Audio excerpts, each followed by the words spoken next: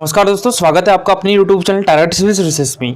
आज है 19 नवंबर और आज हम मध्य प्रदेश के डेली करंट अफेयर में 19 नवंबर से जितने भी इंपॉर्टेंट करंट अफेयर होंगे उन पर डिस्कस करेंगे। तो लेक्चर लास्ट तक ध्यान से देखिएगा। देखिए दोस्तों, अभी मैं आपको परीक्षा ऐप के बारे में बताने जा रहा हूँ, जहाँ पर आपको मिलेगा परीक्षा प्रो पास।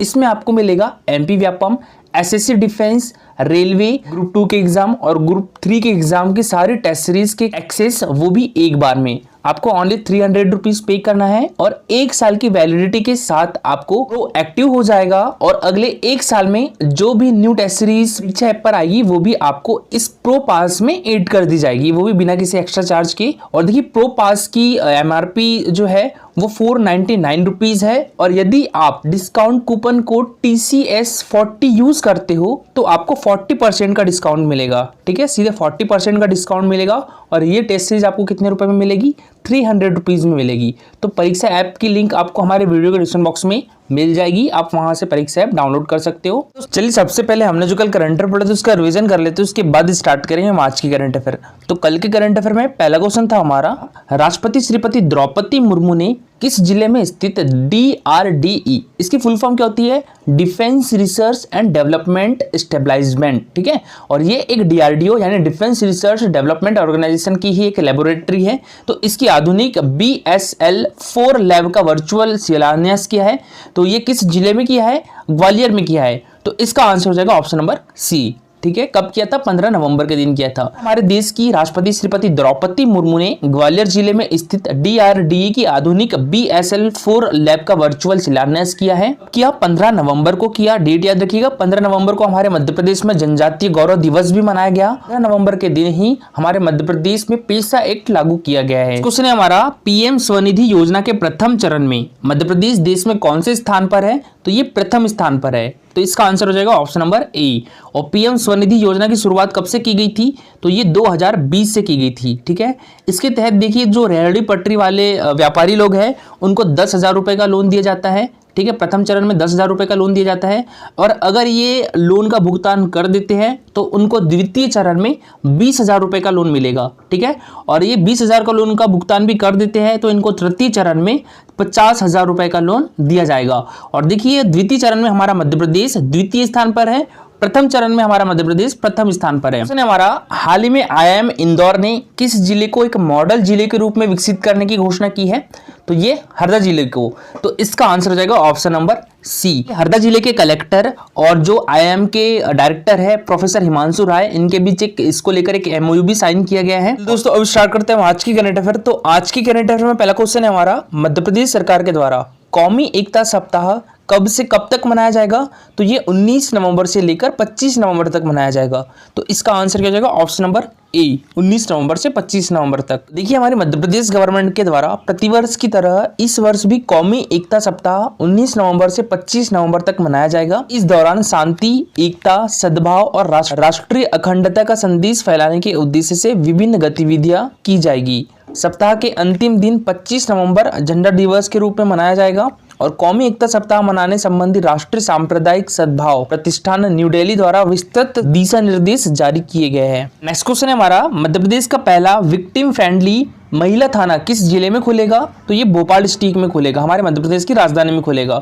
तो इसका आंसर क्या जाएगा? Option number B. ठीक है, भोपाल। ये भोपाल पुलिस कंट्रोल रूम के पास स्थित महिला थाना रिडिजाइन हो रहा है और इसमें लागत कितनी आएगी? 33 लाख रुपए आएगी और यह थाना हमारे मध्य प्रदेश का पहला विक्टिम फ्रेंडली महिला थाना होगा। इसमें विजिटर्स के लिए गार्डन में waiting room, reception window, feeding room, बच्चों के लिए खेलने के लिए जगह जैसी व्यवस्थाएं भी की जा रही है। नेक्स्ट क्वेश्चन है हमारा, हाल में महिला स्व सहायता समूह सम्मेलन का आयोजन कहां पर किया गया है? तो ये किया गया है हमारे मध्य प्रदेश की राजधानी भोपाल में। तो इसका आंसर हो जाएगा ऑप्शन नंबर बी, भोपाल। कब आयोजित किया गया था? ये 16 नवंबर को आयोजित किया गया था। इसमें मुख्य अतिथि कौन थी? तो हमारे देश की राष्ट्रपति द्रौपदी मुर्मू थी। हाल ही में राजधानी भोपाल में महिला स्व सहायता समूह सम्मेलन का आयोजन किया गया है और इसका आयोजन भोपाल स्थित मोतीलाल नेहरू स्टेडियम में किया गया है और इस सम्मेलन में राष्ट्रपति श्रीमती द्रौपदी मुर्मू जी मुख्य अतिथि के रूप में शामिल हुई है। नेक्स्ट क्वेश्चन है हमारा, हाल ही में जवाहरलाल नेहरू कृषि विश्वविद्यालय जबलपुर का कुलपति किसे नियुक्त किया गया है? तो ये डॉक्टर प्रमोद कुमार मिश्रा को। तो इसका आंसर क्या हो जाएगा, ऑप्शन नंबर बी। ठीक है, डॉक्टर प्रमोद कुमार मिश्रा को अभी हाल ही में जवाहरलाल नेहरू कृषि विश्वविद्यालय जबलपुर का कुलपति नियुक्त किया गया है। ये है डॉक्टर प्रमोद कुमार मिश्रा। देखिए दोस्तों, हमारे मध्य प्रदेश में 2 कृषि विश्वविद्यालय है। कौन कौन से? एक तो जवाहरलाल नेहरू कृषि विश्वविद्यालय जबलपुर में है, की स्थापना कब की गई थी? ये 1964 में की गई थी। दूसरा कृषि विश्वविद्यालय हमारे मध्य प्रदेश के ग्वालियर डिस्ट्रिक्ट में है। इसका नाम क्या है? राजमाता विजय राजे सिंधिया कृषि विश्वविद्यालय ग्वालियर। राजमाता विजय राजे कृषि विश्वविद्यालय ग्वालियर की स्थापना कब की गई थी? ये 2008 में की गई थी। और देखिए, हमारे मध्य प्रदेश में कृषि विभाग से अलग होकर उद्यानिकी एवं खाद्य प्रसंस्करण विभाग की स्थापना कब की गई थी? 2005 में की गई थी। ठीक है, तो हमारे मध्य प्रदेश में उद्यानिकी एवं खाद्य प्रसंस्करण विभाग की स्थापना कब की गई थी?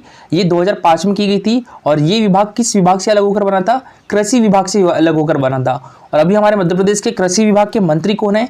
तो ये है कमल पटेल। और खाद्य एवं उद्यानिकी प्रसंस्करण विभाग के मंत्री कौन है? तो ये है श्री भरत सिंह कुशवाहा। बात करें यहाँ पर प्रोफेसर नीलिमा गुप्ता की, तो ये डॉक्टर हरि सिंह गौर विश्वविद्यालय की कुलपति है। ठीक है, प्रोफेसर नीलिमा गुप्ता। डॉक्टर हरि सिंह गौर विश्वविद्यालय ये एक केंद्रीय विश्वविद्यालय है। इसकी स्थापना कब की गई थी? ये 1946 में की गई थी। तब इसका नाम सागर विश्वविद्यालय हुआ करता था। 1983 में इसका नाम क्या कर दिया गया? डॉक्टर हरि सिंह गौर विश्वविद्यालय कर दिया गया था। उसके बाद 2008 में इसको केंद्रीय विश्वविद्यालय का दर्जा प्राप्त हुआ था। ठीक है, तो डॉक्टर हरि सिंह गौर विश्वविद्यालय को केंद्रीय विश्वविद्यालय का दर्जा कब प्राप्त हुआ था? तो ये 2008 में हुआ था। और डॉक्टर हरि सिंह गौर विश्वविद्यालय का नामकरण डॉक्टर हरि सिंह गौर विश्वविद्यालय कब किया गया था? तो ये 1983 में किया गया था। दोस्तों, बात करें यहाँ पर प्रोफेसर श्री प्रकाश मणि त्रिपाठी की, तो ये इंदिरा गांधी राष्ट्रीय जनजाति विश्वविद्यालय के कुलपति है। और इंदिरा गांधी राष्ट्रीय जनजाति विश्वविद्यालय कहाँ पर है? तो ये अमरकंटक में है। और ये क्वेश्चन MPPSC 2021 में पूछा भी गया था। ठीक है, इंदिरा गांधी राष्ट्रीय जनजाति विश्वविद्यालय कहाँ पर है? तो ये अमरकंटक में है। अमरकंटक हमारे मध्य प्रदेश के किस डिस्ट्रिक्ट में है? तो ये अनूपपुर में है। और इंदिरा गांधी राष्ट्रीय जनजाति विश्वविद्यालय की स्थापना कब की गई थी? तो ये 2007 में की गई थी। ये भी याद रखिएगा। अमरकंटक से हमारे मध्य प्रदेश की 2 महत्वपूर्ण नदियों का उद्गम स्थल भी है। कौन कौन सी? एक तो नर्मदा नदी और एक सोन नदी। ठीक है, नर्मदा नदी हमारे मध्य प्रदेश की जीवन रेखा है। मध्य प्रदेश की सबसे बड़ी नदी भी कौन सी है? तो ये नर्मदा नदी है। इसकी लंबाई 1312 किलोमीटर है और मध्य प्रदेश में इसकी लंबाई 1077 किलोमीटर है। देखिए, राज्यपाल श्री मंगूभाई पटेल ने जवाहरलाल नेहरू कृषि विश्वविद्यालय के कुलपति के रूप में पूर्व निदेशक जवाहरलाल नेहरू कृषि विश्वविद्यालय डॉक्टर प्रमोद कुमार मिश्रा को नियुक्त किया है। जवाहरलाल नेहरू कृषि विश्वविद्यालय मध्य प्रदेश के जबलपुर में स्थित एक कृषि विश्वविद्यालय है और इसकी स्थापना 1964 में हुई थी। और यह विश्वविद्यालय अनुदान आयोग द्वारा मान्यता प्राप्त है। कुलपति के रूप में उनका कार्यकाल कार्यभार ग्रहण करने की तिथि से 5 वर्ष की कालावधि के लिए होगा। और देखिए, इसके पहले 28 अक्टूबर 2022 को मध्य प्रदेश के राज्यपाल मंगूभाई पटेल ने डॉक्टर अरविंद कुमार शुक्ला को राजमाता विजय राजे सिंधिया कृषि विश्वविद्यालय ग्वालियर का कुलपति नियुक्त किया था। राजमाता विजय राजे सिंधिया कृषि विश्वविद्यालय ग्वालियर की स्थापना कब की गई थी? तो ये 2008 में की गई थी। नेक्स्ट क्वेश्चन है हमारा, हाल ही में किस जिले की पूनम मंत्री को एम्पावर्ड वुमेन अवार्ड से सम्मानित किया गया है? तो इनका संबंध हमारे मध्य प्रदेश के भोपाल डिस्ट्रिक्ट से है। तो इसका आंसर हो जाएगा ऑप्शन नंबर बी। राजधानी भोपाल की स्वावलंबी महिला पूनम मंत्री को देश की शीर्ष 100 सशक्त महिलाओं में शामिल करते हुए एम्पावर्ड सुनवाई से सम्मानित किया गया है। और न्यू दिल्ली में आयोजित समारोह में यह सम्मान एक मीडिया हाउस की ओर से दिया गया है। पूनम के स्टार्टअप डिजिटल पूनम का लाभ 15,000 से ज्यादा लोगों ने उठाया है और वे 13,000 से ज्यादा लोगों को कोच कर चुकी है। इनके माध्यम से 400 से ज्यादा गृहिणियां आज शिक्षित होकर अपना खुद का डिजिटल हैंडलिंग काम कर रही है। और Poonam NLP coach, NLP practitioner, international career counselling, Google certified digital trainer भी है। और पिछले 3 साल में डिजिटल पूनम को 20 से ज्यादा पुरस्कार मिल चुके हैं। देखिए, अदर न्यूज के बारे में बात करें तो अभी हाल में भोपाल के हमीदिया अस्पताल और TT नगर स्टेडियम को ईट राइट कैंपस सर्टिफाइड चुना गया है। आम आदमी की सेहत को लेकर FSSAI की तरफ से गुणवत्ता सुधार कार्यक्रम चलाए जा रहे हैं। और इन कार्यक्रम के अंतर्गत भोपाल के 18 संस्थान, 2 स्टेशन और 1 धार्मिक स्थल पैमाने पर खरे उतरे हैं। और देखिए, हमारे मध्य प्रदेश के राजगढ़ जिले के संतरा को एक जिला एक उत्पाद में शामिल किया गया है। राजगढ़ के संतरे का स्वाद एवं क्वालिटी दोनों बेहतर है। संतरों की पैदावार के लिए यहाँ का मौसम अनुकूल है और राजगढ़ का संतरा उत्तम गुणवत्ता के कारण मध्य प्रदेश के एक जिला एक उत्पाद में शामिल किया गया है। देखिए, यहाँ पर 0 बजट प्राकृतिक खेती के पंचामृत कौन कौन से है? एक तो जीवामृत है, बीजामृत है, आच्छादन है, वापसा है और इंटरक्रॉपिंग है।